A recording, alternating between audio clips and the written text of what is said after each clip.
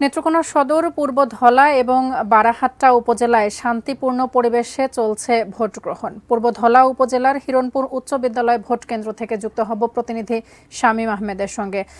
শামীম, আমরা আমাদের প্রতিনিধির মাধ্যমে বিভিন্ন এলাকার ভোটের খবরাখবর রাখছিলাম, আপনি কি জানাবেন আমাদের? শামীম, আপনার কাছে জানতে চাই ভোটের এই মুহূর্তের অবস্থা কি? ভোটার উপস্থিতি একটু কম আমরা জানছি সকাল থেকেই। এই মুহূর্তে ভোটার উপস্থিতি কেমন দেখছেন এবং আইন শৃঙ্খলা পরিস্থিতির কি অবস্থা, বিস্তারিত জানাবেন। ধন্যবাদ তাসফিয়া।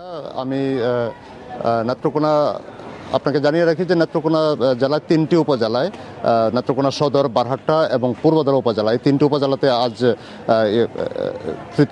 ষষ্ঠ উপজেলা নির্বাচন অনুষ্ঠিত হচ্ছে। এখানে সকাল ৮টা থেকে ভোট গ্রহণ শুরু হয়েছে। এখন ১টারও অধিক বাজে। আমরা ৩টি উপজেলাতে খবর রাখছি। এখনো পর্যন্ত কোথাও কোনো বিশৃঙ্খলার খবর আমরা পাইনি। আর আমরা সার্বিকভাবে যে তথ্য জানতে পেরেছি তা এখন পর্যন্ত 22% মতো ভোট সেখানে কাস্ট হয়েছে।